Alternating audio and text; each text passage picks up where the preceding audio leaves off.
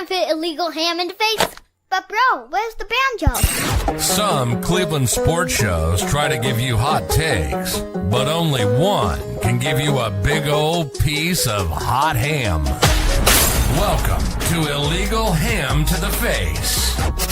Talking all Cleveland sports. And don't forget our Fat Boy Tuesday, where we also ham it up with some fun food topics. Without further ado, let's serve up some ham. Here are the Ham Boys, Fatty, and Big Bry. What is going on, everybody? Happy Cinco de Mayo. Happy second round Cavs playoffs. What's going on, Bry? Hey, man. How you doing? I'm doing good. Just sitting here watching the Cavs game. I know. I'm jealous of you. Oh, Has it started yet? Yes. Okay. Well, we're going to need updates as fast as you can rifle them off. As of right now, there is almost 7 minutes left, and they are down 15-9. Okay. That seems to be the standard for Cavs games anymore. A little slow starting. Mitchell has shown up already, and Jarrett Allen's being aggressive again. So is Mobley so far. Good sign. I do have to ask you one question before we start into our show, Bri, and this might be just the old school basketball in me and not knowing, but how the hell is the Donovan Mitchell over top of somebody's head not a carry? I blame the Euros. Ever since they started bringing all this fancy stuff in, they just kind of let it go. Euro step. When I was playing, we called that a travel. Okay. Well, yeah, but I mean, it just bamboozles me because every time I see him do that over, I'm like, that guy looks stupid. And I remember back in high school when I tried to do stupid shit like that, and it was, that's a carry. I'm like, so now Donovan does it, and it's okay, right? Well, I think really what it is it's just better. It's more entertaining. I mean, sports are entertainment, so it's more entertaining. If you're bogging it down with travel calls, and I was trying to explain this to my wife a couple weeks ago. She's like, how's that not a travel? I'm like, well, they just kind of let a lot go because otherwise, yeah, it's not as good of a product. If you're calling 10 travels every game, if you're calling 5 carries and 5 double dribbles, they just kind of let it go unless it's super egregious anymore. All right. Well, we'll get into our show tonight. We are going to do a quick abbreviated show tonight. So we're going to do rapid fire stuff so that we can get off here and hopefully catch probably the second quarter and part of the after halftime. What you got over there, big boy? Shock top. Nice. My wife bought a crap ton of oranges, and I was kind of going through the beer section trying to figure out what I wanted. And I was like, oh, we got a bunch of oranges. Maybe I'll get a shock top. And it's Belgian white. So never had it before, but the picture looked pretty good with an orange. So put 2 and 2 together. I will have to get your opinion on fruit and beer later on. I'm okay with it.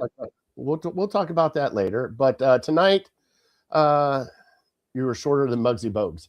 That is true. Justin. Is that Justin? That is Justin. He would know. He would know. Yes. Muggsy Bogues was what, 5'3", I believe.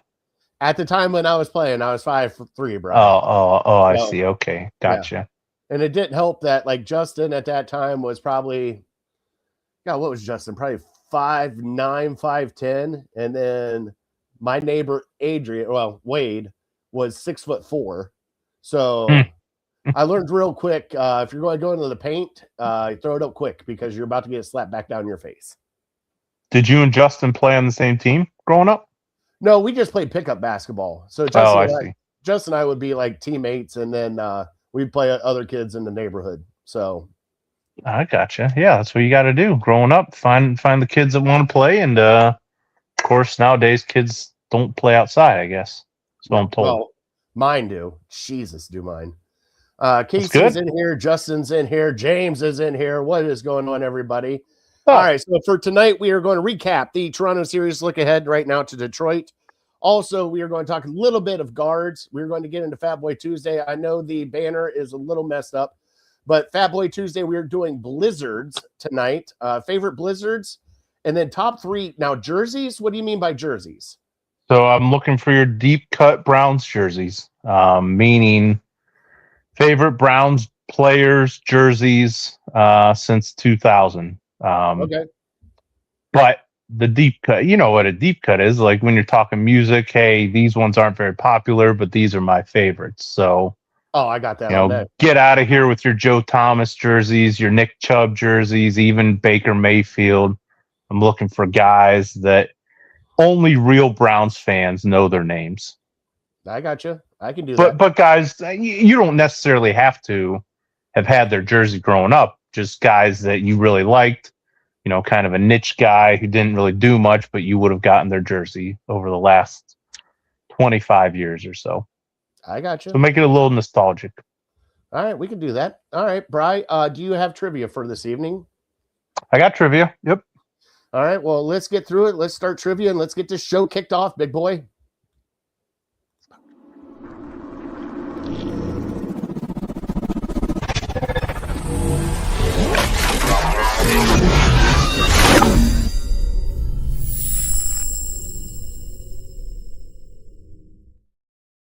Trivia is brought to you by City Dogs Cleveland. If you can adopt a dog, please do it from City Dogs. If you cannot adopt a dog, please volunteer, donate, do whatever you can to help out a City Dog from City Dogs Cleveland.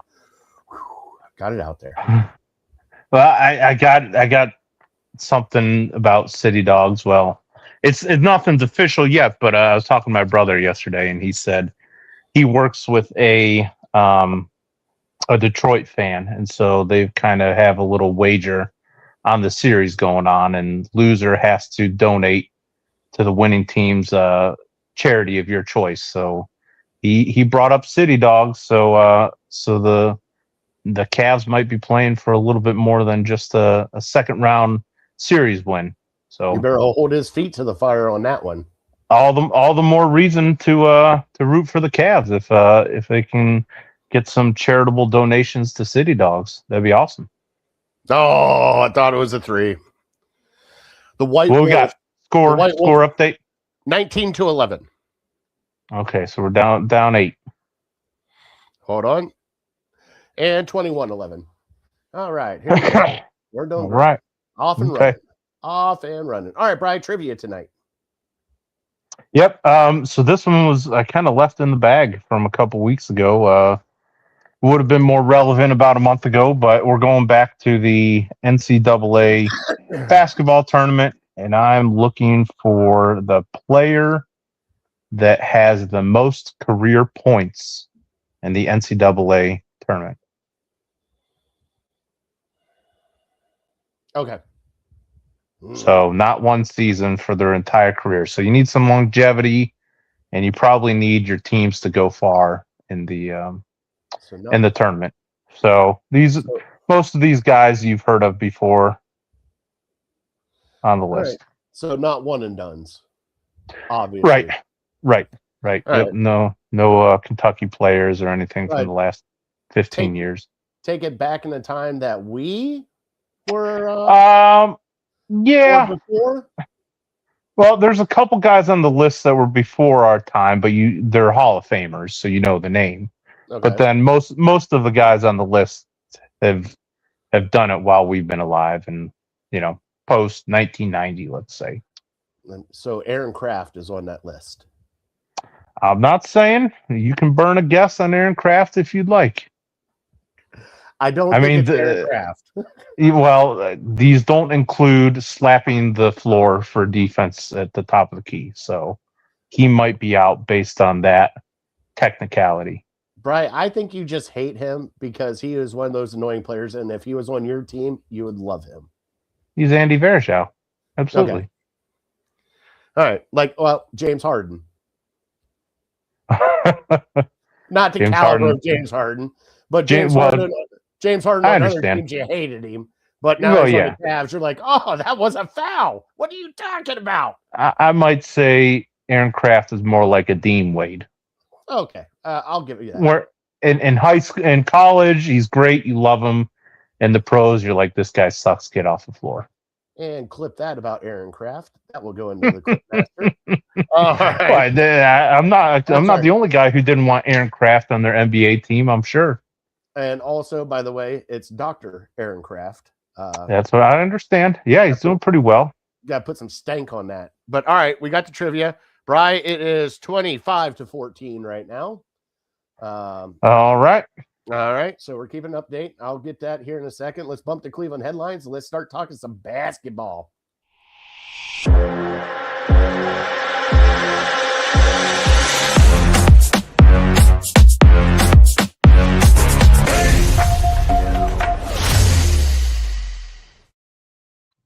All right, Bri. We squeaked one out against Toronto. Game 7. First half. Well, let's put it this way. We got our asses whooped in Toronto, thinking about the closeout, and then come back here. And then, it was uninspired basketball for the first half. I don't know how they still ended up tied at halftime. Nothing was working. And then, dare I say, they flipped a switch and came out after halftime, and it was a totally different team and a totally different mentality. But Bride, not to say that I was disappointed, but I was highly disappointed in this series. I believe that Scotty Barnes was the best player in this series, the entire series. I believe that Toronto shouldn't have been that close, but Toronto's suffocating defense and them doubling James Harden and Donovan Mitchell to make your other guys score the basketball. And that got the Cavs in a little bit of a funk there for a while, Bri. What did you think? Yeah, if we want to focus on the good, we can maybe start with Game 7. And yeah, like you said, the first quarter and a half, it was not great. We were struggling to get much of anything going. Seems like they had all their no-name guys, all their role players were hitting. And you're like, it's supposed to be the other way around. We're supposed to play better at home. And then, with maybe 4 or 5 minutes left in the first half, we started to turn it on, and you're talking yourself into, well, all right, if we can get it down to 6 or 7 by halftime, we'll be good. All right, we got it down to 6 and 7. Can we get it down to 4? All right, can we get it down to 3? And then, we just kept building momentum, and it was almost a bummer that we went into halftime because we started to really play together and start being aggressive on the offensive end. And so it was great that we got a tie, but then you're thinking that we would probably lose momentum at halftime, but then they came out in the second half like gangbusters, and Toronto just kind of started to fizzle out. They couldn't hit anything. So I think between the end of the second quarter and the start of the third quarter, I heard it was like a 20-2 run or something like that. Mm-hmm. So I mean, it's not the fourth quarter, but to come out in the second half and set the tone like that, I mean, that was awesome. And I'm sure we'll get into what Jared Allen did, and just taking the pressure off everyone else, and the spark plug that Max Strus is and what he gave us. And sometimes he's the motor for not just the offense or the defense, but just trying to get guys back into the game and start getting them to be aggressive and setting the tone more than anything. And so, he's taking charges, he's headbutting guys. You don't know what he's doing. He's a wild man, but he's showing the rest of his team that we need to take it to that next level, and you need to really ratchet it up here. And so, it was just a lot of fun to watch that Game 7, and it's almost like once we were up 15 and then eventually pushed it to 20, like Mm-hmm. I was done drinking beer because I was done partying. I was to the after party, so I got me some ice cream, and I'm with 5, 6, 7, 8 minutes left, I'm feeling pretty comfortable with that lead. So yeah, it was a lot of fun to watch, and you really still feel like we didn't play that great of a game in Game 7. So there's a lot to be hopeful for, but at the same time, you're kind of sitting around and you're waiting, and you're like, can we keep this up to where, like you said, Scotty Barnes is probably the best player in the series, and you can make the argument that RJ Barrett was the second best player. And it's not very often when you have the two best players in the series that you don't end up winning that series. And so they had those two guys. They had Ingram that was banged up. They had their starting point guard that missed the entire series. So had you told me those things were going to happen, I would have probably said, okay, Cavs in 5. So the fact that we won it in 7 and we had to come back from double digits, that's a bit of a concern. But you also have to kind of have the mentality of the NCAA tournament, like I was just talking about. You just survive in advance. So so that's the mode we're in now. I don't think really we're going to have an easy series. The rest of the way, they're all going to be dogfights. They all might be, if we want to win it, they all might go down to 7 games. So you're just going to have to be ready for it. And it's good that Donovan Mitchell doesn't look as gassed as he has in the past, where, he's scoring 32, 35 points, but he's dead by the end of the game. So he still had something left in the tank, but we're going to need our star to be a star if we want to advance in the playoffs. God, they can't buy a bucket right now, Bri. Yeah, it's not what I want to hear. How are we down 20? No, it's 30-14, but they've had great looks at the basket. It's just like Strus had a 3 that just rimmed out. What was that? Duran just popped one. We're still in the first quarter. Yeah, there's a minute left in the first quarter. Giving up 30 in the first quarter is not great. There's Mobley trying a 3. God, that's got to be the slowest wind up to a 3 I've ever seen. What are you watching on your phone, or are you watching it on a little TV? On the phone right now. Okay, nice. So Schroeder's in, Merrill, Strus, Mobley, and Mitchell. Mm-hmm. What happened to Keon Ellis, buddy? You'll have to ask the coach. I mean, listen, you can't have 11 or 12-man rotations in the playoffs. Very few teams have more than an 8-man rotation. So the fact that we're running 9, sometimes 10 out there, it's a little bit of a surprise. So I'm surprised Schroeder's out there. Oh, Schroeder won us a game in Game 5. Well, yes, he did. And when you so yeah, put some respect on his name. I'm sorry, the 25-year-old veteran. Yeah, right. Jeez, it just surprises me because it's like watching that Toronto series. It was like Donovan showed up for like Game 1, and then we really didn't hear from Donovan the rest of the fucking series. Like he was there. I'm not saying he didn't make shots, but not the normal 30 points from Donovan. It was like 18 points, 22. And then we had Harden, who, my God, the turnovers were killing that team against Toronto. Yeah. I mean, just killing that team. But I think what saved the Cavs, Bri, is they were kind of battle tested in the playoffs. They kind of didn't panic. Said, hey, game of runs. We just got to play our style. We got to play some defense, and we'll get back into this. And I think that's what happened there in that second half. And plus, like you said, Jarrett Allen.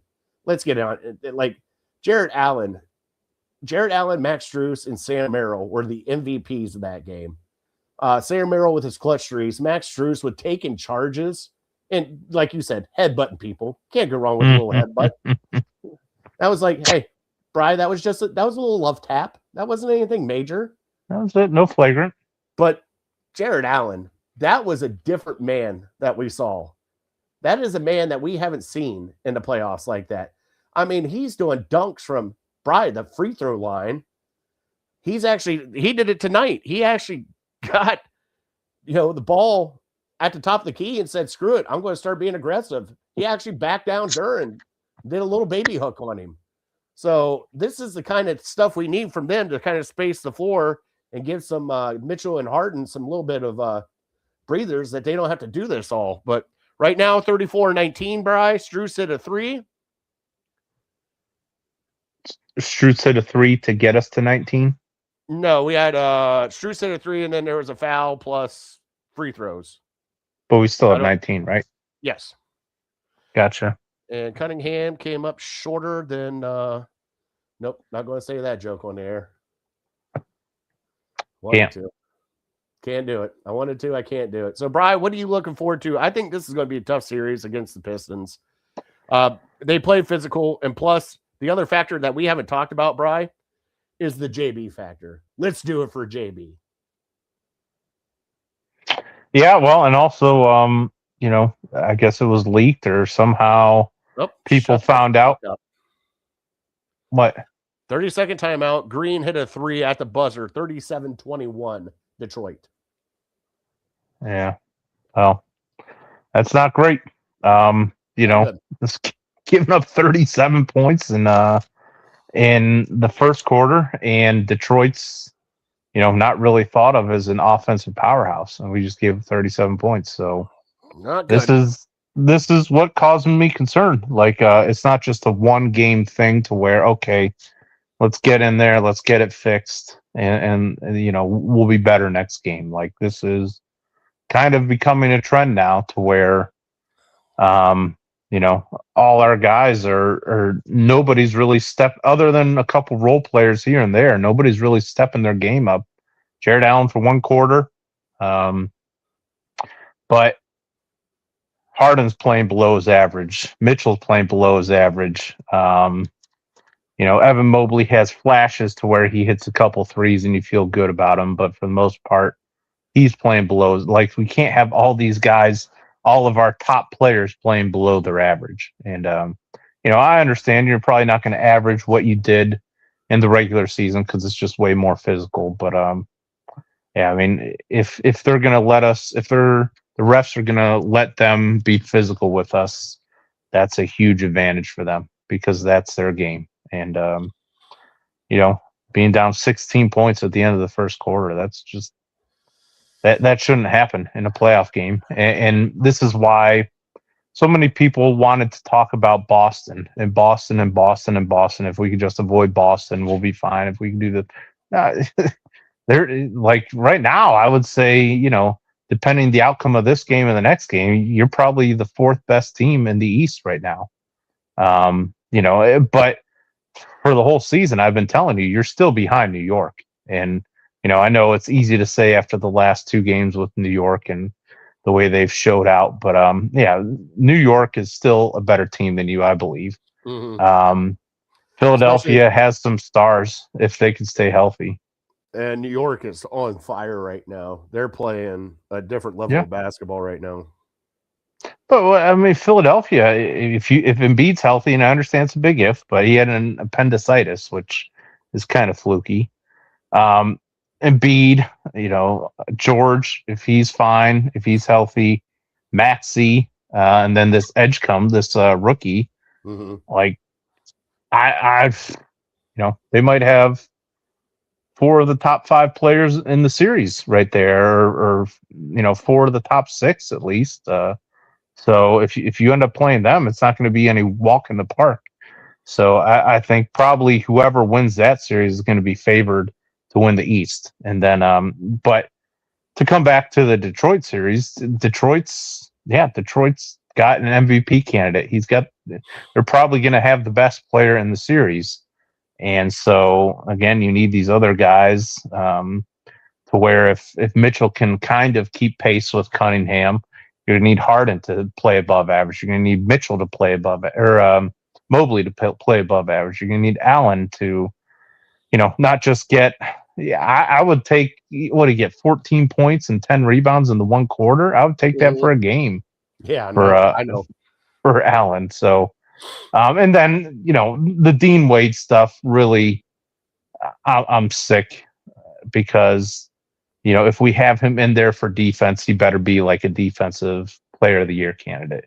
Because if he's supposedly in there for defense and he's not giving us much more than like Max Strus could, he shouldn't even be in the game. But for whatever reason, Kenny Atkinson loves the guy and he's going to keep playing him. I heard them. I'm not watching the game, so I don't know what they're doing, but somebody said today they might stick him on Cade Cunningham, which, I mean, he didn't do much against Scotty Barnes. I know we had Mobley on him a whole lot. But yeah, whenever I see him on the floor and them not even rushing out to him when he's taking a three, I second guess that decision. I'd rather give Ellis a shot because, especially now, in this game we're down 16 points, so you're going to have to start scoring the ball, and it's going to be a tough series. It's going to be a long series. You're not going to sweep them. You're not going to win in 5 games. It's going to be a very physical series that's going to take its toll on these guys' bodies. Yeah. And like Toronto didn't take a toll on their body too. Sure. Right. That was definitely physical the last couple games. And plus, Detroit is no slouch when it comes to being physical. I believe that the over-under on fights between the Pistons and the Cavs is right now set at 2.5 out of the 7-game series. So pretty sure there'll be a couple melees there. I wouldn't say malice at the palace, but might be something of that nature going on. They have guys that are looking to fight. So this Isaiah Stewart, he's just looking for a fight. No, I mean the book is out on the Cavs. You just be physical with them, and you make the refs blow the whistle. And we saw it with Shed, who fouled out in Game 6. Scotty Barnes was in foul trouble in Game 7. They're just going to keep pushing you around until it's kind of like the old Legion of Boom. We're going to do pass interference on every single play because they're not going to call it every single time. They're just going to keep pushing our guys around. And, after a while, you just get sick of being the bullied, and you want to be the guy who does the pushing around. And apparently the Cavs have not gotten sick of that. Evan Mobley, Jared Allen still, I hate crapping on them because they did have some good moments in the series, but when your superstars are not reaching that superstar level, you need your third and fourth best players to step up. And for one quarter, he did, and we could probably thank him maybe for even being in the second round here. But we need a little more consistency than that.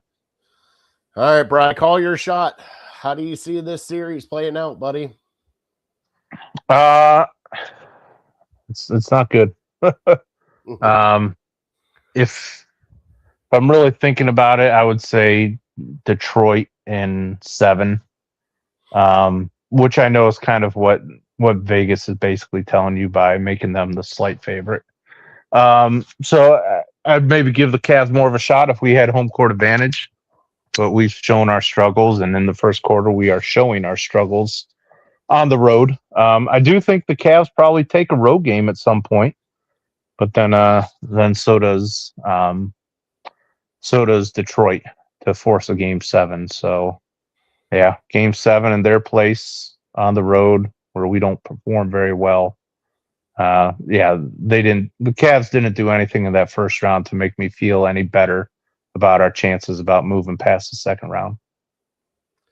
Yeah, I agree with you, but Bri, I got to go homer on this. I'm going to go Cavs in 6. Okay.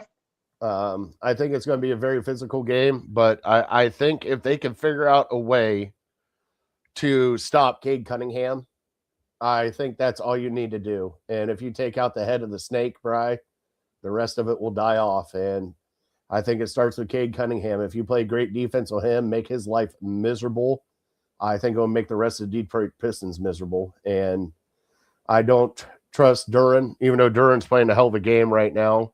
What we got? Give us an update. Well, I'm waiting on it to come back from commercial right now. Commercial. Okay. Yep. When it gets back. Here, let me right now, 39-28. Right now, your leading scorer for the Cavs is Donovan Mitchell with 14 points. For the Pistons, he's got half our points, huh? Yep. And for the Pistons, Cade Cunningham's got 10. Harris with 6. Jenkins with 6. Stewart's got 4 points. So they got kind of a little bit of everybody there. Stats brought to you by the fat guy here at Illegal Ham in the Face. Let's see here. 3-pointers, 4 for 10 for the Cavs, 11-26 from the field, 42%. The Pistons, 12 of 27 for 44%. 3-pointers, 4 for 7. Free throws. There's the disadvantage right there. Mm-hmm. Pistons 11 of 12. Cavs 2 for 2. Okay, well, they're definitely getting the home cooking so far. Hopefully, it evens out a little bit, but you never know. But yeah, that's not great that Donovan Mitchell is putting the team on his back and scoring half your points. Hey, and you're still down double digits. That's Bry. It's right now. You're barely into the second quarter, so there's 9 minutes left. Oh yeah, no, there's plenty of time. Look at Game 7. Look at Game 5, where of course those were at home, but yeah, you still have a chance. By the way, our boy Jared Allen has played for 6 minutes and has only got 1 assist. I don't care about his assists. What's his points and rebounds? 0 and 0. Oh, okay. Oh, you're saying that's all he's done on the stat sheet is 1 assist. It's been Mobley's had 14 minutes, Mitchell's been 12 minutes, and Wade and Harden at 8 minutes. So he hasn't come back in for even Thomas Bryant got in there for 2 minutes. Atta boy. And he got 2 points. Yeah. I should have bet the over on that one. Except Isaiah Stewart just dunked on him. 41-28, Bry. Okay. Well, yeah, I mean, I don't know. Can we put to rest now the argument, for the Jarrett Allen truthers that are going to be out there, which there aren't many left, but can we put to rest the fact that when he's not going to play well, you can't blame it on his knee, considering we just saw him play the best he's ever looked in the playoffs in Game 7. So, I know there was rumblings, but coming into the playoffs that he's got this knee issue. And so I feel like people were going to lean on that if he doesn't play well, which he's not playing well other than that one quarter. You can't do it now. So, yeah, right. You can't use that as an excuse going forward. He's fine. You're at the end of a 6 or 7 month season, so everyone's going to be dinged up a little bit. So, yeah, again, I'm not crapping on the team, not crapping on Jared Allen. It's just trying to demand more from them. And, if you just give me, you don't have to be great or anything like that. Just give me the average of what you had throughout the season. Don't be turtling in the playoffs. Oh boy. Bryant is going to the free throw line now. So we're still hanging in there. 41-28. Bryant's at the free throw line. That's another concern. I don't know what Brian is, but Jared Allen and Evan Mobley, their free throws, they're getting to the free throw line. They're just not converting when they go there. So could that be an Achilles heel? At least they're not. What is it, Mac Robinson? Or who's the guy from New York? That gets hacked. Mitchell Robinson. Mitchell Robinson. There we go. That gets hacked. Why? What is he? Oh, he's like a 40. He's like Shaq. He's like a 40% free throw shooter. They've been hacking him. Oh, I didn't know that. Oh yeah, Philly. I mean, even Atlanta did it. As soon as he gets on the court, they're in the bonus, foul him, get him to the free throw line. He's going to miss him. So they normally foul him as soon as they inbound the ball. So it was like Hack-a-Shaq back in the day. Yeah, I'd still trade him straight up for Jared Allen. Give me some physical. I know that dude's going to be physical with you. Yeah, I know. All right, Brian, let's get into some Cavs, buddy. Bazana has been called up. They had a great West Coast, took some from the Athletics. Brian, they scored 14 runs in one game. I don't know what the hell's up with that. Really? When was that, Friday? I think so. Chase Slaughter is killing the ball. He's back, huh? But yeah, Bazana Mania is here. As the guys like to call him, they call him the Basmanian Devil. I thought I had a. Who calls him that? Who came up with that? Is that his official nickname? No, we came up with it for the network, so we call him Basmanian Devil. That's not it. No, the what did I have? Bazanosaurus Rex. I thought way better. Well, that's what I'll call him. You call him Basmanian Devil. Well, we were trying to do it with Australia and the Tasmanian Devil. You understand? Oh, I see. Okay, all right. I'm hip to it now. All right, maybe that'll catch on. Bazanosaurus Rex is really good though. But yeah, no ties to Australia there. No, we were trying to play on the pun. But the one thing that we did come up with, Bri, is by the way, Gavin Williams, I think, is our ace now. I think he's our true ace. He's been pitching great this year. But Bri, the big news that came out, Cy Young winner, Tarek Skubal out with elbow surgery for at least 3 months, if not more. Now, it's not Tommy John, but still, that is a huge blow to Detroit. And as we said on our flyer, the Guardians are smelling blood in the water. Could this be the opening they need to take the Central, Bri? Yeah, I heard 2 to 3 months. So I think there's maybe some varying reports there. But I was trying to think today, like, okay, he's not an everyday player. He's a pitcher. So how many starts are we talking there? If he misses 2 months, he's going to miss at least, I don't know. I can't do the quick math. At least eight or 10. Well, let's see here. Let's say he misses 3 months. Let's just round it up to that's 90 days, 30 days in the month, right? Mm-hmm. So, and he starts every 5 so days. 80. Okay. So that would be, I mean, he'd be missing 5 or 6 starts right there. Oh, he'd miss at least, I thought, he'd miss at least, say there's 80 games in 90 days. He's missing at least like 12 starts, I guess, would be if he misses 3 months. Going on. So now you got to that could be, well, yeah, you're going to have to do that because I don't have my phone. So I'll just, let's call it 12 starts. It might end up being 13, 14, okay, 15. never mind. This says if he starts every 5 days, and this is every 5 days from 90, it's 18 that he would miss. 18. So you got to subtract a couple. So maybe 15. 15 just to make 15, it a round 16. Number. So that's 15 to 16 starts. And Bri, he's a Cy Young winner, and he's one hell of a pitcher. So if you think about that, that's normally like 12 wins, 10 to 12 wins. Sure. Right there. Sure. For Detroit. I would agree. Yeah, I would agree. 10 to 12. So maybe they only win 5 of those. So you're talking about maybe like a 5-win difference, possibly. That's a huge difference when you think about like us in the Central last year and coming back. I mean, that's a huge difference. Yeah, I know absolutely. Well, games, but still, I mean, 5 games is, especially when it gets down to October, that's crunch time, man. And there's no guarantee that it will only be 3 months. It could be more than 3 months. He could come back at 2 months and just not be the same. And so, so there's a lot that is yet to be seen. Especially if the Guards play the Tigers a few times before then. That's at least a couple starts that you don't have to go against Skubal. So, it's a big news, especially for anybody who follows Cleveland and follows the Central. And I think we can't count out the Royals just yet.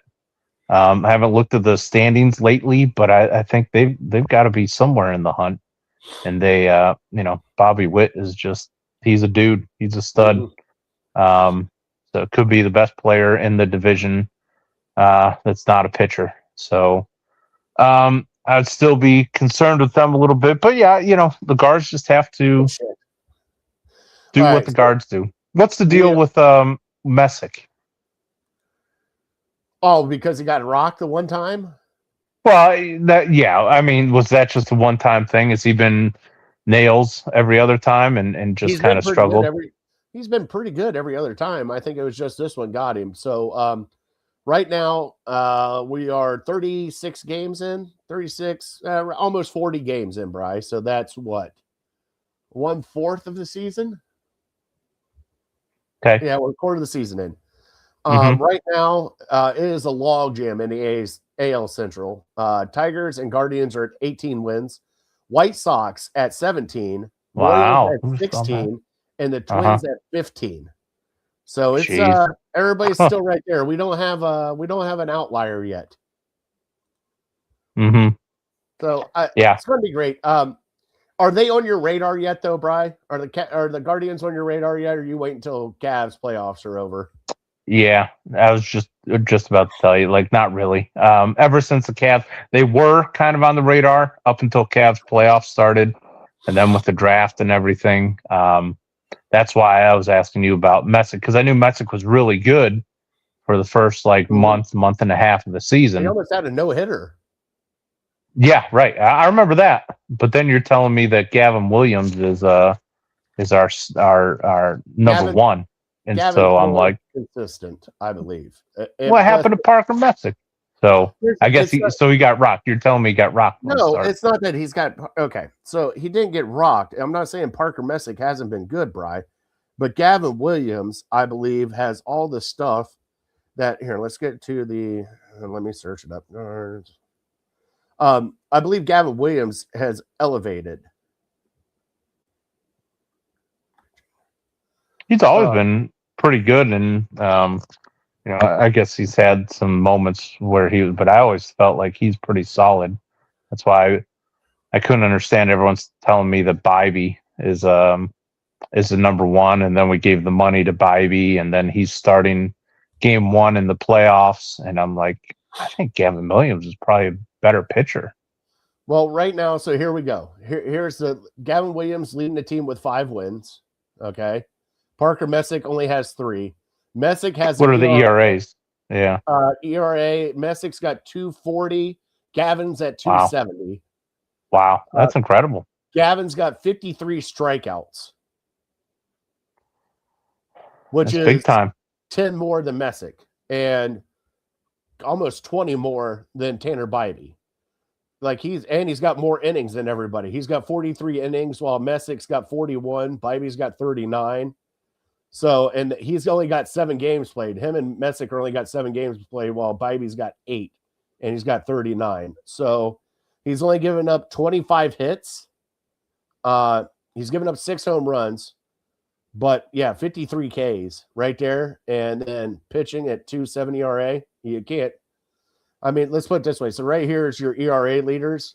It's Messick at 240. It's Gavin Williams at 270. Next up is Cantillo at 3.6. And then it is Bybee at 4.5. And then Slade Ciccone at almost 7. I don't know what happens to Ciccone, but he better get his shit together. Well, Bybee, your number one, 4.5. That's pretty bad. Oh, no. Everything considered, coming into the season, he was our number one, and he's pitching 4.5. All right, so Brian, update, 4 minutes left, about 5 minutes left, 49-35, Detroit. All right, we just got to keep it around 10. By halftime would be nice. It would be nice. Keon Ellis has made an appearance. So, Brian, it looks like they're going 11 deep tonight. Yeah, early in the series, I guess you kind of feel it out to where you see just how guys fit in. It may turn out that Ellis is a better fit against the Pistons than Schroeder was, and Schroeder was a better fit against Toronto. So you this first game, you should have a pretty good idea because they're in your division, but you just never know. It's nice, give Keon Ellis a chance. Maybe he could be a spark for us. So right now, 1, 2, 3, 4, 5, 6, 7, 8, 9, 10, 11. Yeah, so even Jalen Tyson's got 7 minutes. So they should find more minutes for Jalen Tyson. I am surprised that, I'm not going to lie, as gritty as somebody is, I'm surprised that Craig Porter Jr. hasn't got some time in the Toronto series, the way he plays. Yeah, again, maybe it's just a Kenny Atkinson thing, but he just doesn't seem to prioritize Porter. Especially with a spark, because, I mean, when you get Craig Porter Jr. on there, it's not only, it's defense, it's rebounding, it's everything with him. He's just all around. He's not going to go out for 30 points. He's not a sharpshooter, but he's one of those guys that just gets messy. He's one of those guys like Dellavedova that gets in there and gets just. I would like to see it. I mean, I think. Well, how big is he? He's not that big, right? Craig Porter Jr. No, but he plays. I mean, he led us in blocks one game, Bri. I'm guessing, especially when it comes to playoffs, you typically go with experience. And so that's why, Schroeder is definitely going to be ahead of him off the bench as a guard.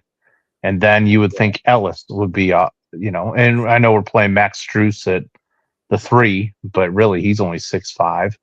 So like there's only so many 6 foot to 6'6" guys that you can play. And so, most coaches that would be a bold play for Kenny Atkinson to put him in there. But you try him and he gives you a spark, then he earns more minutes after that. But yeah, I just don't know if he would get the opportunity at this point. He's 6'2". Yeah, like maybe if you were up 3-0 on a team, 3-0, I could see trying him in that type of scenario. But we just haven't had that comfortable lead. 52-35 now. Yeah, a lot of Cavs games are like Harden this where we're trailing. All right, Harden with the 3, So 38. So okay, yeah, a lot of games are like this one where we're clinging to a small lead or we're trailing by a lot, and so yeah, you just can't take a chance on a guy with zero experience. But yeah, I wouldn't be opposed to it, but chances are, unless we're up 30, you probably won't see it. Yeah. All right. Well, let's get into Fat Boy Tuesday so we get the hell off of here and watch the game after halftime, Brian, because there's like 3 minutes left. So let's get into Fat Boy Tuesday, and then we will close out the show.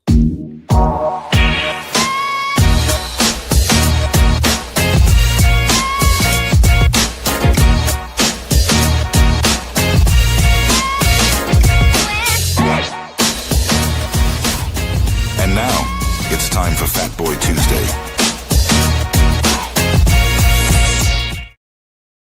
All right. You want to talk blizzards?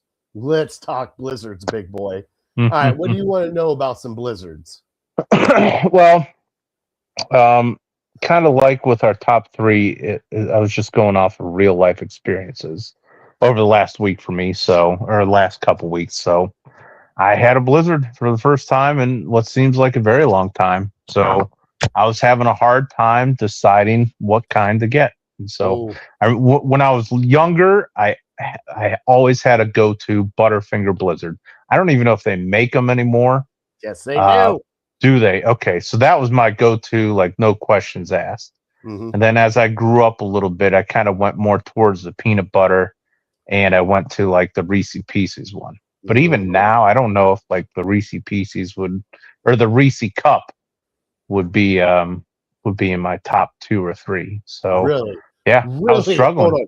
All right, so like for me, I'm with you. It was either Butterfinger, Reese Pieces, or Reese Peanut Butter Cup. There was no ifs, ands, or buts. Bold take, Bri. Not a fan of the Oreo. Okay, that is kind of bold because that's a safe one usually. I'm not a fan of that. One that I have tried that I do like, and my wife gets it. Oh, and she's religious with it. Is the Royal New York Cheesecake? Yeah, that was one I was going to talk to you. Like, I've never had that one. Yeah. As we talked last week with desserts, cheesecake isn't too high on my list. But yeah, these Royal Blizzards, I don't know what they do. I don't know how they concoct them, but apparently they're kind of the new thing now. You didn't try it yet? Not that one. No, I had like a peanut butter. They used to have a peanut butter one. And that's what I thought I was going to get when I went there recently, but they didn't have it on the list. It was like a peanut butter and like a marshmallow, and it was heaven. It would have been my number 1. And so I went there and I was kind of scrambling as I'm trying to figure out what I want when I saw they didn't have it anymore. All right. I'm bringing up blizzards so here. We have a friend too. There's a whole bunch here. I know we have a friend who Ryan. He used to swear they used to have them. I don't think they have them anymore. Nerds Blizzards. Oh, I've never had those. That doesn't sound very good to me. A Nerds Blizzard? Justice said Butterfinger. Well, let's run through. Yeah. All right, let's run through the list of the Blizzards right now because we're here now. It's Fat Boy Tuesday, and they got some limited time ones right now that are just right. Those are the good ones. Yep. All right, so Choco Frosted Donut Blizzard Treat. Strawberry I saw that. Food Cake. They have Sounds a good. s'mores. They have a cotton candy. And then here's where we get into, there's another one that I'll bring up here. So they got the chocolate chip cookie dough, mint Oreo. Bleh. Now you're talking. Chocolate brownie, extreme blizzard, and turtle pecan cluster. That's Charlie's favorite right there. That doesn't sound bad. I would try it. Charlie likes that. Now the classics are Oreo, Reese Cup, Butterfinger, M&M's, chocolate M&M's, Heath, and Snickers. And then the Heath. Royals. See, I told you they don't have Butterfinger anymore. I can't believe they took off Butterfinger. It's basically Heath. The Heath bars are similar, but yeah, it's not the same. I agree. They got Butterfinger Blizzard Treat. It's they do. Okay, well, I don't missed have it the then. Reese Pieces anymore. Yeah, that's maybe what I was looking for. They traded out with the M&Ms. Those bastards. But the Royal New York Cheesecake Treat and a Royal Ultimate Choco Brownie Blizzard. Ugh. Yeah, no peanut butter. All right. It was very disappointing. Well, and so another one, and I think it might have been one of the first shout outs ever that I had on Illegal Ham to the Face was they had a limited edition frosted animal cracker. Not the regular animal cracker, not the iced animal cracker. It was the frosted animal cracker.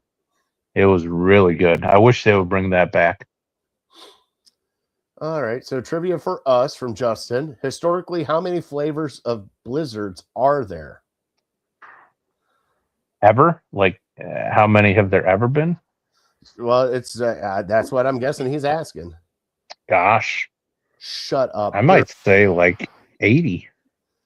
Justin said 170 plus. Wow. I wonder if they're regional. You know how you see these videos I wonder of if people like... I think it's different ice creams because I think he's throwing in like the chocolate ice cream, the combination. The vanilla ice cream. You know, you can do all the other ones. So that could be. So, Brian, we were talking about it. So you never had the you know what's in the Royal New York Cheesecake?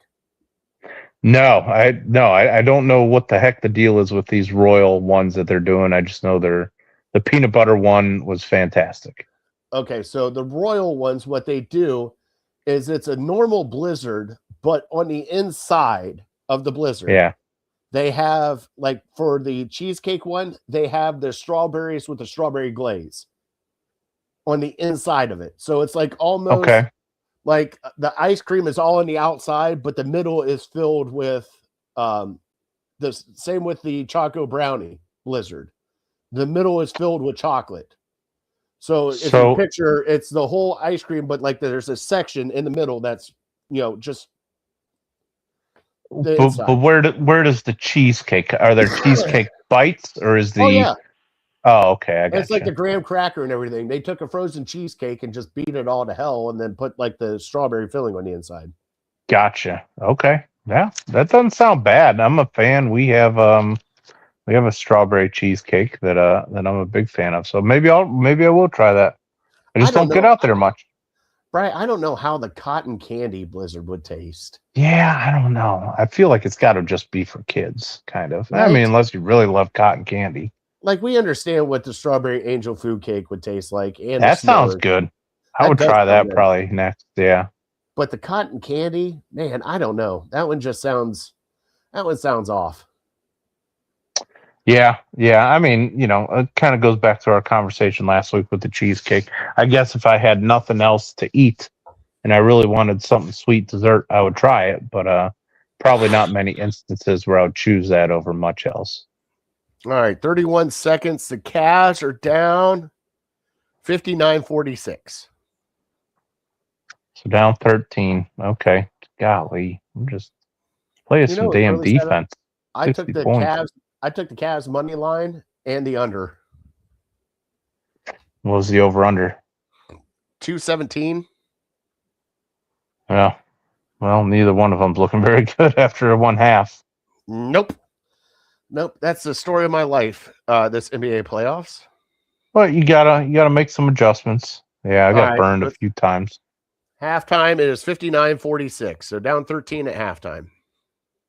Okay. It's not insurmountable. No. teams come back from 20-point deficits. Seems like every night. All right, so let's get back to Fat Boy Tuesday. So, Bri, sorry to distract everybody. So, all right, so what one did you actually go with then when you went out? So it was weird because the two screens had like two different ones. Like I picked out one when I drove up, and I was looking at the first board, and it was like a peanut butter cookies and cream or something. Mm-hmm. And so I go to the second board where I have to order, and I don't see it on there.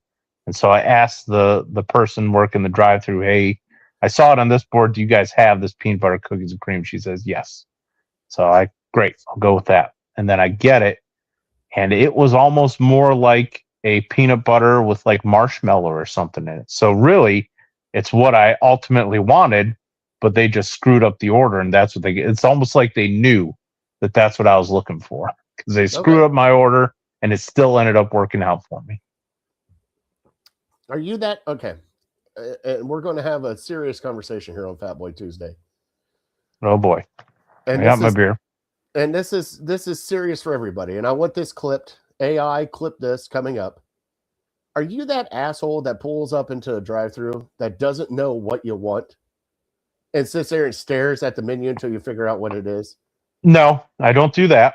Okay, but yes, I do pull up, and I usually, I would say half the time, I don't really have an idea of what I'm. I have an idea, but I'm usually scrolling. I'm trying to find. I'm not on my phone, but I'm trying to find it on the menu boards to what I want. And so I usually, because I don't want to be that guy and take a ton of time and make everybody wait. If there's nobody behind me, I don't feel as bad. But yeah. I don't want to make people wait. So I usually rush my order, and I usually regret it. So no, yes. I'm not selfish, because I am aware. I'm self-aware enough to know I'm not supposed to take 5 minutes at the drive up trying to figure out what I want. So I usually, if I don't have a firm grasp on what I'm looking for, I'll usually just kind of ask them, "Hey, do you have this? This is what I want." And it's usually pretty generic. And so, yes, I'm both those guys. I don't know exactly what I want, but I do not, make people wait behind me.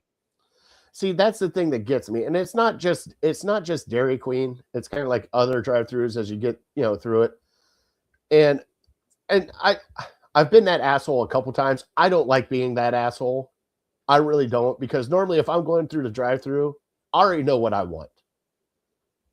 Me personally. Now, my family, on the other hand, that's a whole different ballgame. And I've had to order. Now, my wife is amazing at it. She knows. I was like, "Baby, what do you want?" She goes, "You know what I like, get it." I'm like, "All right, boys." There you go. And this is where he gets it. Be like, "Okay, what do you want to drink with that? Guys, what do you want to drink with that?" And then I hear something just random out of the Surge. Dude, they don't have Surge. Dude, you want Pepsi? You want Coke? What do you want? And then they roll out, "Well, what about Diet Dr. Pepper?" And I'm like, "Oh my God, you guys are killing me." And there's like 3 cars behind us. I'm like, "We'll take 2 Sprites." Yeah. I'm about to choke you out in front of everybody. Make up your damn, say Coke or Pepsi and move it along. And then the best part, they're the ones always modifying the sandwich too. So I'm sitting there, I'm like, "All right, can I get a double cheeseburger meal?" And I hear this, "Can I get extra pickle on that?" With extra pickle. And then, "Can I get this one? Can I get that one? No, can I get that one? No tomato." And I'm just sitting there like, I knew single me, I'd be back behind this family going, "You sons of bitches. How do you not pull through this drive-thru and know what you want?" Like, just right. And especially, and what kills me is Dairy Queen, though, because here in North Olmsted, the one over by Fathead's Brewery is packed all the time, and the drive-thru is just long. And I'm sitting there in the drive-thru talking to my children, like, "You guys know what you want, right?" "Yes." "You sure you know what you want?" "Yes." And then we pull up to the window, Bri, and it's like, "All right, so can I get this?" "I don't want that anymore, Dad. I want this." I'm like, "That's it? That is it?" I look at my wife. I'm like, "I'm done. We're not coming to Dairy Queen anymore." Like, but no, go ahead. I don't know. I don't know if I don't want to change this up, but it has, it's drive-through etiquette. Mm-hmm. And And I think a lot of people don't have it. A lot of people don't even really consider it. But like, I know myself, and I'm sure plenty of other guys, when you go to like a Starbucks and your wife tells you to order this and it's 20 words long. Mhm. And I'm like, I'm not going to remember. You have to either feed it to me 3 words at a time, or you lean over me and you just shout it because I'm not going to remember. And half the time it's, my wife has played jokes on me like, oh yeah, you just have to order a foo-foo pinkety drinkety. And like, I'm not saying that to them. And so like, you lean over and you order it yourself. And so, yeah, like, I want nothing to do with that. I want to crawl into a shell, and I just want to, I'll get you through here. I want nothing. Give me a black coffee, if anything, and let's move it about our day. I'm already pissed off that I have to wait, 10 minutes 30 for minutes. coffee? Yeah, to get something that I could just go to Speedway and get. Now we have to get something like, frosted cookie, mocha frappuccino for you with extra cream or something. So that was the first thing when you're talking about that kind of had my blood boiling.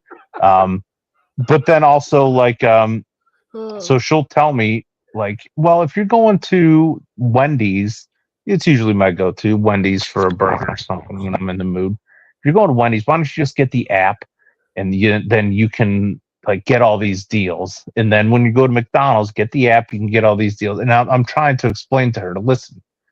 I'm gonna die probably before I should, regardless. So I don't need extra incentive to go to these fast food places like, oh well, I was just gonna get a Frosty, but oh, they have Big Macs 2 for $5, so I might as well get those. And like, I don't need incentive to go to fast food restaurants, so I'm not going to download the apps. I do not DoorDash anything because that's going down a path that I don't want to go down, because I know it can get out of hand very quickly. Like, I can just have McDonald's brought to me whenever I'm in the mood for McDonald's.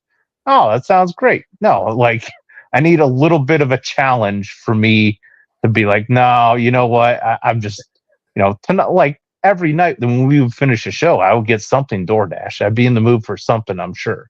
So I don't want to cross that barrier to where, I can have whatever I want by clicking something on my phone and I get it in 20 minutes. So it's an internal struggle, but I just know myself well enough to be like, that's going to be a bad idea. I can just see you sitting there going, all right, oh my God, if I get a Dave's Classic single, I'll get a free 10-piece nugget? Hell right, yes. Sure. That makes sense. Give me more food. I came in here just wanting $20 of food, but look, I can get $30 of food for for $25. So why don't I do that? Like, terrible. The only reason we have those apps is so that we can order ahead of time and then just pick it up. And it makes sense. And we don't have if you have self-control, it makes sense. Yeah. I know I don't like, need incentive. Especially like she'll ask me, and this is the best part. You were talking about the the 14 things. Can I get an extra something macchiato with light foam, with soy milk, with this, not this? Yeah. And so I'm starting laughing because she'll go out to lunch and she's like, all right, what do you want for lunch? And I'm like, I tell her, like, go to Wendy's. And she's like, well, what do you want for Wendy's? I'm like, these are the only words you have to say. I want a number 4 large with an iced tea. That's it. You don't have to say anything else. You don't have to add anything to it. I already know what I want from there. Like, she goes, well, what's that? I'm like, don't even look at the menu. Just pull up and go, can I get a number 4 large with an iced tea? Like, that's it. I'll text you exactly the words you need to say into the giant board, and then pull up the next window. I told you what she did to me when I had my surgery on my nose, right? So we get out, and I actually had to stay the night in the hospital. So I hadn't eaten all day, and it's like 8:30. And I was like, hey, I'm out. If you and the kids want to come up and see me, they're going to be moving me soon, stuff like that. She goes, well, you want something? I'm like, honey, I haven't eaten all day. Just stop and grab like McDonald's or something on the way here. And she goes, all right, well, what do you want? I'm like, just get me, I said a double quarter pounder with cheese and some French fries. That's all I wanted. She goes, okay. I ended up getting, and this is the most disappointed part because I was all excited about McDonald's because I haven't eaten all day. I want some food. Right. I get in the bag. I open up the bag, Bri. There's no box in there. You know what I'm talking about. The quarter pounder box. There was no quarter pounder box. Oh. Did she get you like a McDouble or something? She got me the 2 cheeseburger deal. Oh, okay. So 2 cheeseburgers. Tiny. Yeah. This big. Sliders. And a fry. And she goes, honey, I'm sorry. I'm like, I almost wanted to look at her. If I didn't have blood all over my face and in my hair, I'd have been like, you better go out and get me a quarter pounder. I can see your face perfectly when you look into that bag and you just go, what? He's like, is that not what you wanted? I can see the disappointment. Yeah, like, well, it's 2 cheeseburgers, right? Then I have to go, no, it's fine. I'm okay. It's right. fine. And right. You're not going to make your wife go back out there and get you the right burger. And then I looked at the nurse. I'm like, what time's breakfast in the morning? This is literally the only thing I've been looking forward to for the last 2 hours. You have one job. I can't breathe through my damn nose. Oh my God. All right, let's get our top 3. Let's get out of here. This is rails already. Top 3 tonight. Play the sounder, but what are we? Oh, top 3. Okay, gotcha.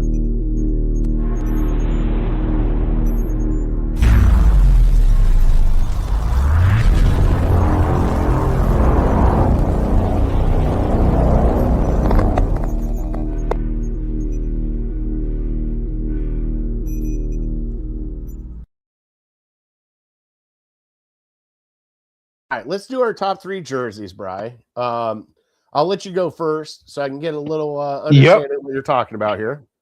Sure. I got plenty of just get the creative juices going. Think of, Browns players from early 2000s that we thought were going to be great. I got plenty of honorable mentions, like Willie Green. Yeah, I love Willie Green, but he was a first-round pick, so a lot of people know Willie Green. Travis Prentice, maybe not many people remember Travis Prentice and how awesome we thought he was going to be. I thought maybe he went to Miami of Ohio or something like that. Earl Little I had written down. Anthony Henry. All right, so my number 3 I'm going with, and partially because I did have this guy's jersey. And it is Andre Davis. All right. Now, if you remember correctly, we had 2 Andre Davises. One with an E and one with an A. I'm going with the A. Andre Davis, 54, middle linebacker for the Browns. He was a stud. He was the DeQuell Jackson before we had DeQuell Jackson. I can't remember if maybe he made 1 or 2 Pro Bowls. But yeah, he was a stud. So he was my guy. The other 2 guys, I'd never really had their jerseys. I was just a big fan. My number 2. Montario Hardesty, running back out of Tennessee. He was maybe a 3rd-round pick or something like that. And I believe he was under Jimmy Haslam, so that was kind of started the narrative that Haslam's just going to draft a bunch of Tennessee guys. But I thought he was going to be good. He didn't really turn out to be much of anything at all. I can't remember if maybe he had some injury issues or why he really fell to us in the draft, but I can't really remember one solid game that he had, but had high hopes for him. Big fan of him. Then my number 1, I had to put a Michigan guy in there. This guy, he was a tight end, but I feel like he played more fullback, or maybe he played fullback at Michigan. One of Tom Brady's good buddies, Aaron Shea. Do you remember Aaron Shea? I do. Early 2000s. And so yes, you obviously know why I love Aaron Shea. What got me thinking about this and got me to this this top 3 today, I saw a guy riding around on a bicycle with a old Cleveland Browns 85 orange jersey. And if you see an orange 85 jersey, is there a specific name that comes to your mind? I don't even know, because I didn't get a chance to see the back of the jersey, but I just saw that jersey. And I'm like, now that is a deep cut. And it's not crazy. Like if you're a Browns fan, you remember the name Kevin Johnson. Oh yeah, KJ.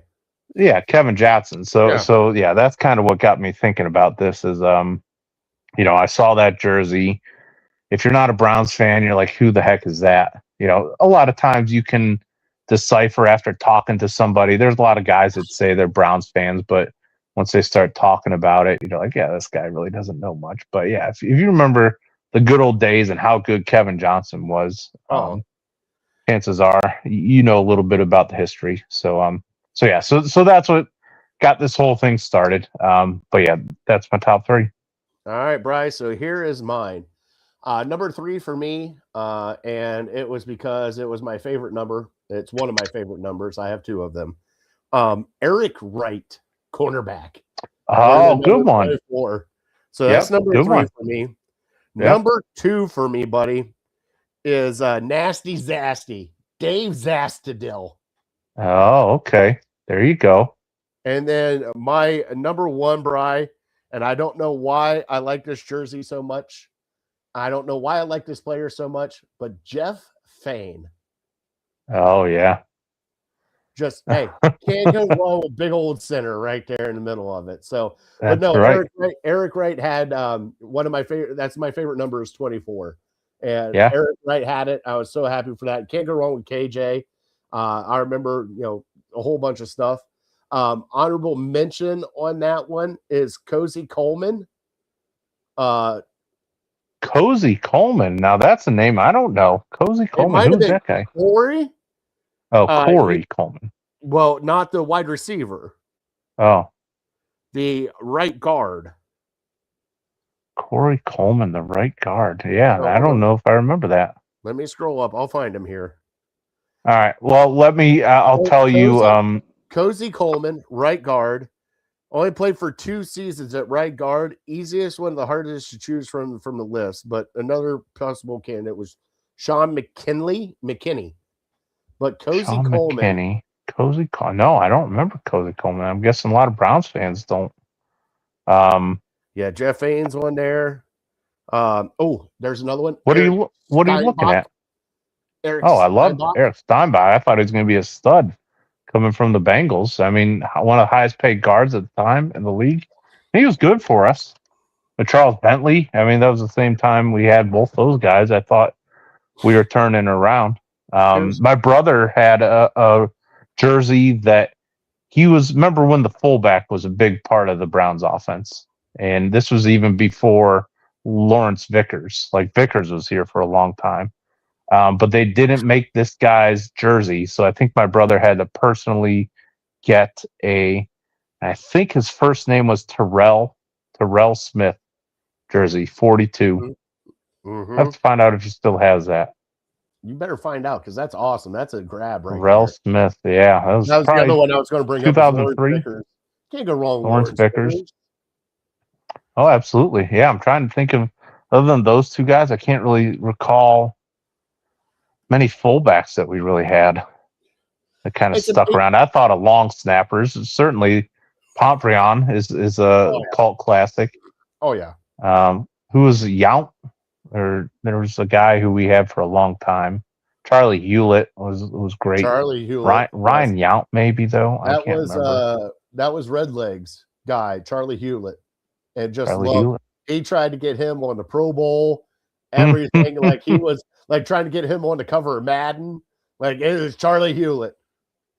Maybe that's a name grab we should try to get on the show, Bri. I'm sure we can find him. Yeah, I mean he's a stud. He was definitely goes down in Browns lore. He was the longest tenure Brown for I don't know. It felt like 8 years. He was the only one that survived all the purges. Well, and who's our long snapper now? Maybe that would be a good. I know the guy. I can't remember exactly his last name. Is it Sunahara? Number 50. Rex Sunahara. Sunahara, number 50, and I think he's from the area. Bay Village native. Yep, Bay Village. There you go. Oh, look at that. Yeah, Charlie Hewlett though. Just yeah. Speaking of from the area, I guess I got a shout out. I was going to shout out. Did you hear Munkin on 92.3 The Fan on Friday at all? Yeah, yes. He was talking about his horses, and he shouted out a guy from Medina who's his trainer, Matt Shire. So Matt Shire was a kid who was a year older than I was, and I played basketball with him. He's a great basketball player. My brother is in the same grade as him. They still keep in contact. So yeah, I thought it was cool. I was looking for somebody to tell. I kind of did a double take when Coach Munkin was shouting out his trainer, Matt Shire, and yeah, he's down in Louisville now and has a lot to do with the Kentucky Derby. So it was a big weekend for them. By the way, what a great interview. How awesome was that interview? Yeah, I love how just kind of direct. It's like a breath of fresh air to go from Stefanski, who's just going to speak in generalities the entire time, and Munkin, who's going to be more direct. Like the fact that they came out within hours of selecting Spencer Fano and be like, yeah, he's left tackle. Next question. Whereas, if it was Kevin Stefanski, they would go until September 1st before they said he was our left tackle. Or the fact that when he did the press conference, he goes, okay, so besides the draft, we've only been 2 minutes into this, and now we're going to talk about the quarterbacks. All right, Cleveland. It's like, God, that's great. Hey, I'll tell you what, he's going to be like our Jameis. The clips that are going to come from this guy, pregame and postgame, are going to be absolutely amazing, Bri. You're saying Munkin? Yes. Yeah, I mean, I told you I was worried. He kind of gives me some Freddie vibes. I hear clips about him saying, I missed this picture because I was getting a sweet haircut, and then I hear him saying about, well, they don't like us playing loud music. Well, we're going to turn it louder. Like it comes off to me as like a 15-year-old trying to impress his buddies with what he says. So whether that translates to crappy football, I don't know. But I feel like if we struggle this year, it'll be easy to go back and be like, yeah, there's a reason Todd Munkin hasn't gotten a head coaching job. He's just, he's not what you need in a head coach. But he has a little Dan Campbell in him too. At the same time, I compare him to Freddie Kitchens, I kind of have to compare him to Dan Campbell too. So it could go one of two ways: really bad or pretty good. All right, Brad, we started the third quarter. We had our window to get the hell out of here, and then we started. All right, well, we can get out of here now. Just give me an update. Well, we got to do the trivia. I actually did the trivia. There you go. Good man. Most points. Most career points in the NCAA tournament. In the NCAA tournament, he's got to go far. So yeah, got to go far and have a longer career. Not just one and done. I get a feeling it's either a North Carolina player or a Duke player. Yeah, correct. You got both of them on the list here. I got the top 6 or 7. One of each school. Duke player. I'm going to go on a limb, say Grant Hill. Very close. Very close. Oh, what about the point guard? Who's the point guard? Bobby Hurley? No. Wozniacki or something? Black Jason Williams. Wojo. Oh, Black Jason Williams? No, he left early. Oh, son of a bitch. Christian Laettner? There you go. Christian Laettner. Son of a bitch. Who was the North Carolina guy? Tyler Hansborough. Sorry. I kind of figured. I was going to go with Hansborough. Number 4. Okay. There's a Michigan guy. Can you get him? Michigan guy. Is it Weber? Late 80s. No. Late 80s. Shit. Glenn Davis. Oh, very close. I think you have the right guy. You just have the wrong last name. Glenn Rice. Oh, yes. I'm sorry. Glenn Davis, Big Baby. Not on the list. Big Baby's awesome. Oscar Robertson, Kareem Abdul-Jabbar, Danny Manning. Those were the other guys. Danny Manning? Shut up. Kansas. He was a stud. Is that the same one that played for the Suns? I think so. Yeah. Just didn't do much he was great in college. Just didn't do much in NBA. I mean, he was kind of a journeyman. Kind of like Tony Kukoc. Oh, I'm sorry. All right, Bri, let's get out of here. Let's go enjoy a Cavs victory tonight. By the way, they are down 12. Not looking good so far. 69-57. Right. But Bri, God bless the Cavs. Let's get a win tonight. Yep. God bless you. God bless America. We're definitely uncorked, unloaded. We're out. We will see you next Tuesday with some Cavs update and maybe some Browns news. We'll see what happens. And we'll see you then. Beautiful.